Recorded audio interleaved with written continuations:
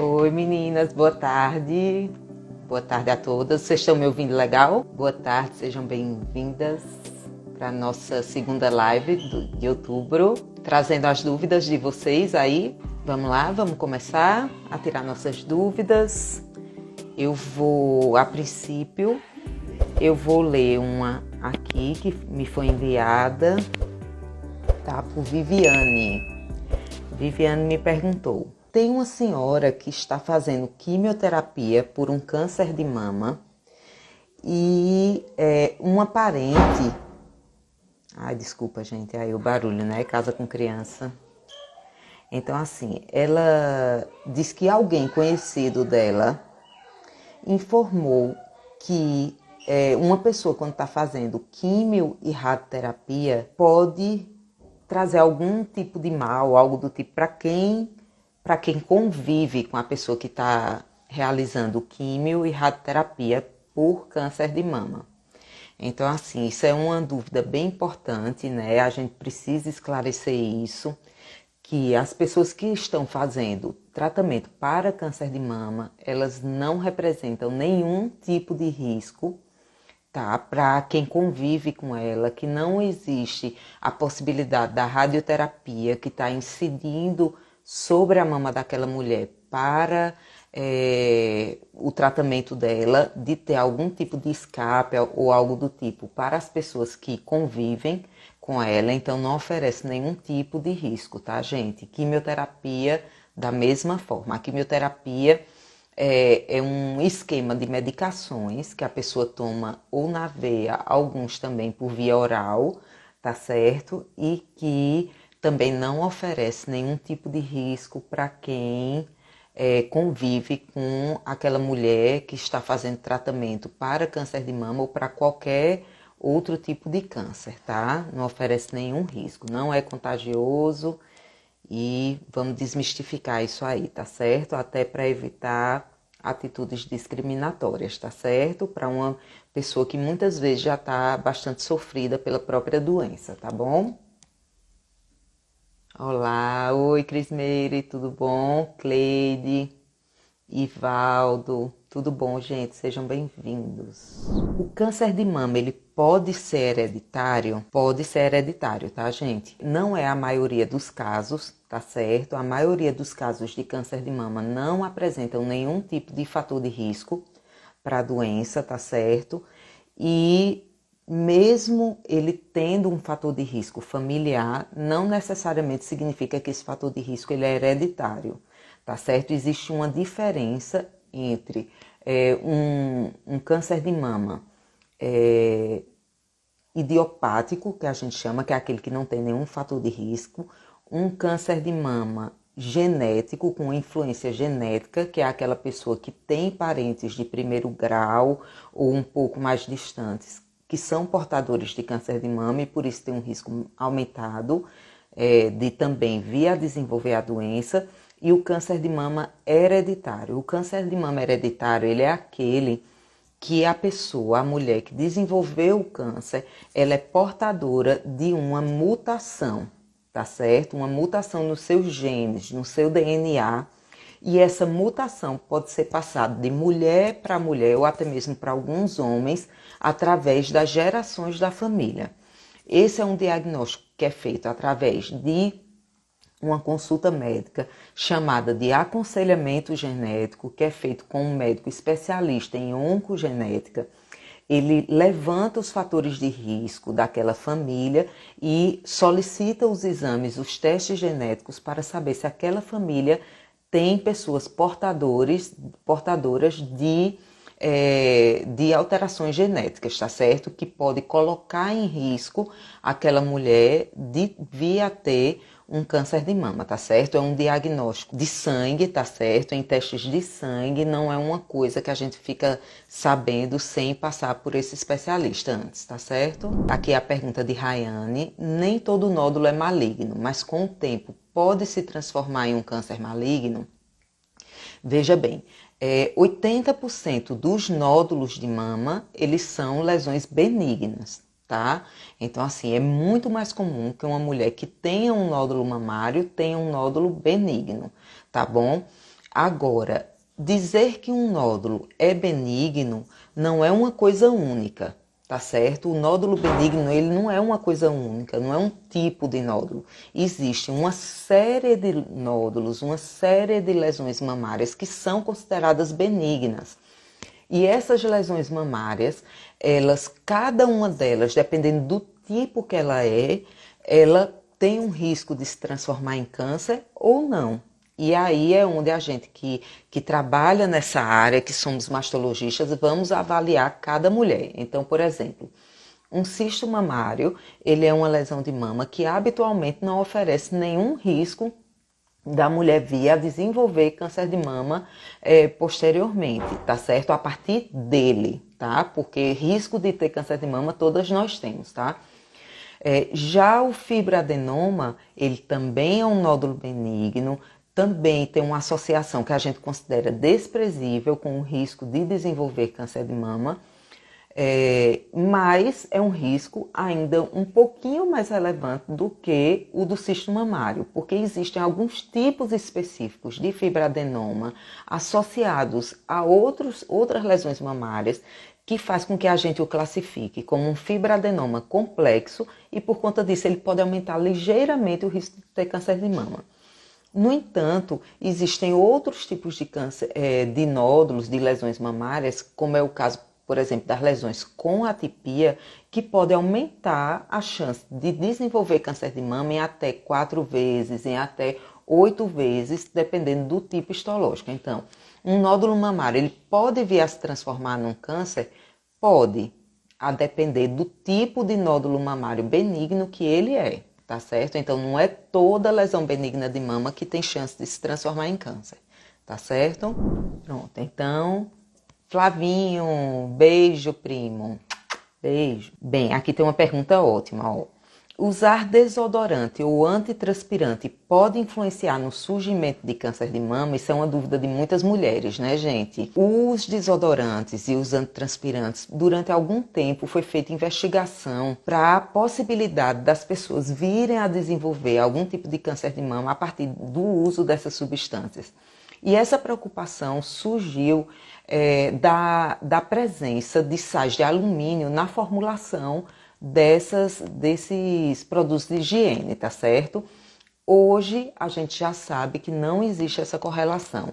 Então, assim, dependendo do tipo de desodorante que você usa, você pode ter alguns tipos de alteração de saúde, como, por exemplo, algumas mulheres desenvolvem infecções recorrentes na mama, obstrução dos poros, dificuldade de transpirar por conta do tipo de desodorante que usa. Mas ele não aumenta o risco de desenvolvimento de câncer. E para saber se o seu caso, você precisa mudar o seu antitranspirante, o profissional correto para lhe acompanhar e para lhe dizer isso é o médico dermatologista. Tá certo? Então, se você está tendo algum problema nas axilas em decorrência do uso de desodorantes e antitranspirantes, o ideal é que você tente corrigir isso através do acompanhamento de um dermatologista, tá bom?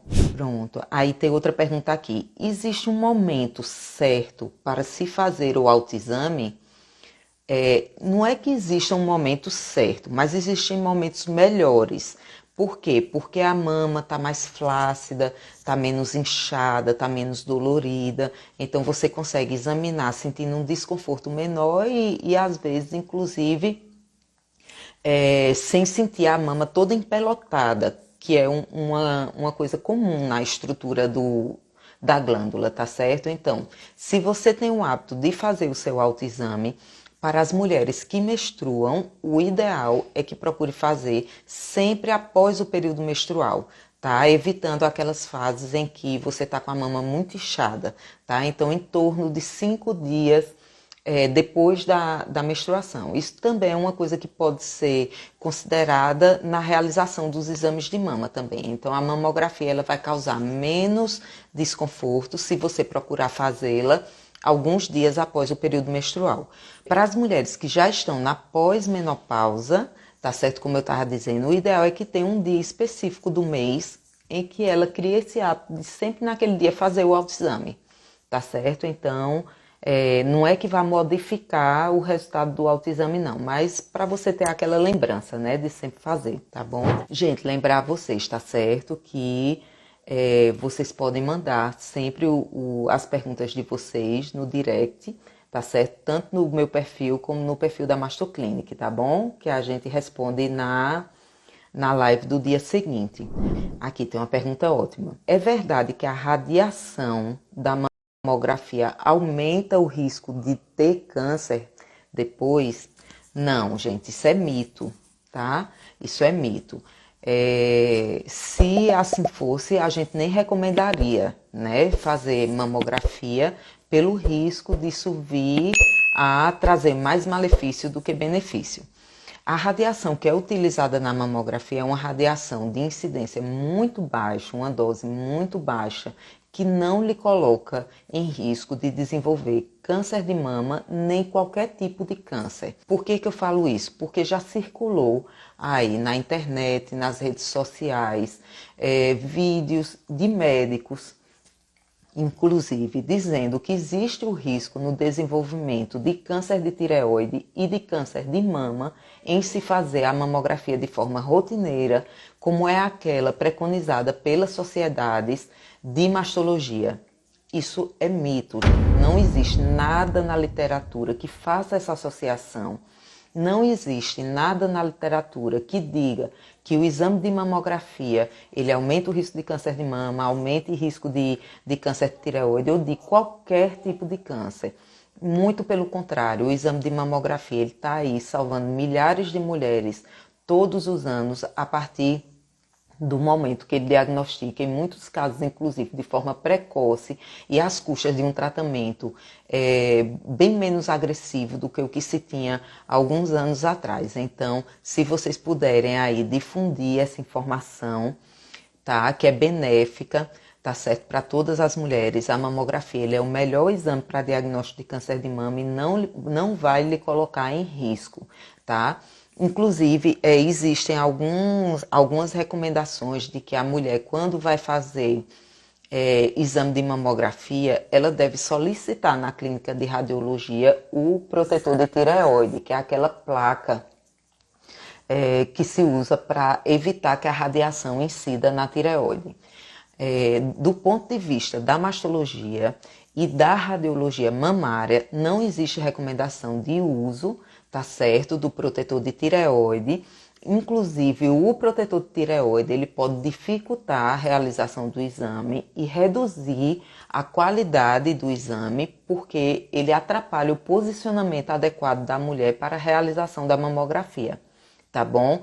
Então, assim, vocês não se preocupem, não é necessário usar protetor de tireoide, não deixem de fazer suas mamografias pelo risco de vir a desenvolver câncer ou qualquer outro tipo de doença a partir da radiação que é emitida por esse exame, tá certo? É um exame seguro, estudado há muitos anos e preconizado, tanto aqui no Brasil como nos Estados Unidos e Europa, tá certo? Doutora, nódulo benigno pode se transformar em maligno? O melhor a ser feito é a remoção cirúrgica? A resposta depende, tá? Na maioria das vezes, hoje, a gente já não precisa mais remover cirurgicamente nenhum tipo de nódulo benigno, tá certo? Desde que esse nódulo ele tenha características bem específicas que coloquem ele num grupo que mostra que o risco de câncer de mama é muito baixo, ou que ele possua alguma biópsia demonstrando que esse nódulo não é um nódulo de risco para transformação em câncer. Então, como a maioria dos nódulos benignos de mama hoje são fibroadenomas, tá? Que é o tipo mais comum de nódulo benigno de mama e que é um nódulo que dificilmente se associa ao desenvolvimento de câncer de mama, ou seja, um nódulo que a gente sequer considera como uma lesão pré-maligna, não existe hoje a recomendação de retirada cirúrgica rotineira desses nódulos, tá? Alguns outros tipos de nódulos mamários, apesar de serem nódulos benignos, podem precisar ser retirados. Ou porque tem de um tipo que pode se transformar em câncer, ou porque ele está num tamanho que causa desconforto à mulher, que que tira a tranquilidade dela de estar sempre passando a mão na mama e palpando, outros porque tem um tamanho já muito grande, e existem alguns nódulos benignos que chegam a volumes de 4, 5 centímetros, alguns inclusive causando deformidade da glândula, tá certo? Ou porque é o desejo da mulher retirar. Então, assim, algumas mulheres, elas têm nódulos benignos, mas elas não conseguem conviver com a presença desse nódulo e por isso elas pedem para retirar. A gente esclarece sempre que não é uma cirurgia obrigatória, que cirurgia também tem risco, tá? Que pode colocar sua saúde em risco, mas se ainda assim é o desejo da mulher e, se for o caso, em comum acordo com seu médico mastologista, pode-se avaliar a possibilidade de fazer sim a retirada dele. Aí pergunta aqui também, nódulo mamário com características irregulares tem risco elevado de ser maligno? Veja bem, quem já fez um nódulo mamário, quem já fez um exame de imagem da mama, certamente viu que no seu exame da mama, ao final dele, tem uma classificação chamada BIRADS. Tá? O que é o BIRADS? O BIRADS, ele é um livro, tá? Que foi descrito pelo Colégio Americano de Radiologistas como uma forma de descrever as características que um exame de mama pode apresentar e, a partir dessas características, estimar o risco daquele achado do exame ser um câncer ou vir a se transformar em um câncer. Uma dessas características que a gente descreve no exame de mama, tá certo? Tanto na ultrassonografia como na mamografia, são as margens dos nódulos, tá? Que podem ser margens regulares, circunscritas, tá? Ou não circunscritas. Entre as não circunscritas existe a margem irregular, tá? A margem irregular é uma característica de nódulo mamário que pode ser associado a um nódulo suspeito, tá? Ou a um nódulo que não tem todas as características necessárias para que nós possamos classificá-lo como um nódulo benigno da mama. Então, um nódulo com margem irregular, ele pode ser maligno? Pode, mas ele pode também não ser maligno, porque simplesmente dizer que a margem do nódulo é irregular não é suficiente para classificá-lo como um nódulo suspeito, entendeu, gente? Às vezes, ele serve apenas para dizer que a gente precisa progredir na investigação daquele nódulo e que acompanhá-lo de 6 em 6 meses, como a gente faz normalmente nos nódulos que não são suspeitos, pode não ser a conduta suficiente, tá certo? Tem outra pergunta aqui. Doutora, eu tenho uma dúvida que já falei até com enfermeira sobre. É que depois que fui mãe, nos meus seios aparece na região da areola tipo umas espinhas que fica cheio de uma secreção amarelinha e uma leve coceira. Tem algo errado? Bem, gente, essas espinhas, essas bolinhas que aparecem na região da areola, principalmente em mulheres que já engravidaram e já amamentaram, são glândulas, tá? Glândulas produtoras de sebo, tá certo? Glândulas que nós chamamos de glândulas sebáceas, que produzem essa secreção oleosa com o intuito de hidratar essa região da areola, que possui uma pele sensível, uma pele frágil e sensível. Essas glândulazinhas são chamadas tubérculos de Montgomery e é algo absolutamente normal. Inclusive, algumas mulheres têm também mesmo antes da gravidez, tá certo? Então, é normal, não fique assustada, não tenha medo e fica aqui um recadinho. Evitem espremer essa região, tá? Tem algumas mulheres que têm o hábito de espremer para tirar essa massinha de dentro daquelas bolinhas que aparecem na areola. Evitem fazer isso. Isso tanto pode machucar a região da areola, criar traumas, como pode predispor a cair uma bactéria lá dentro e criar um processo infeccioso, bastante doloroso e que às vezes precisa inclusive da gente sarjar, né? Drenar a região, tá certo? Então, é normal, quanto a isso vocês podem ficar tranquila. E ela pergunta também sobre a coceira que existe na região da areola. Como eu disse para vocês agora há pouco, a região da areola, ela é uma área de pele bastante sensível da mama, tá certo? Então, é uma área que é mais predisposta a desenvolver processos alergênicos, tá certo? De contato, que é o que a gente chama de eczema de contato. O eczema de contato é uma alergia de pele que cursa normalmente com muita coceira na região da areola, com descamação, fica saindo aquela pelezinha esbranquiçada e que às vezes, inclusive, pode ocorrer uma infecção secundária da região por conta do trauma, da coceira que é persistente e surgir secreção por conta disso, infecção secundária por fungos ou por bactérias, tá certo? Então, normalmente quem desenvolve eczema de contato são pessoas que já têm algum tipo de alergia anteriormente, principalmente pacientes atópicos, e que desenvolvem essa alergia a produtos de higiene pessoal, como é o caso dos sabonetes, do shampoo, dos cremes hidratantes, e às vezes ao próprio tecido do sutiã, esses tecidos sintéticos que a gente utiliza muito nos sutiãs, né? Os tecidos de lycra, os tecidos de renda, também podem causar essa alergia, tá? Antes da alergia em si aparecer, pode surgir essa coceirinha.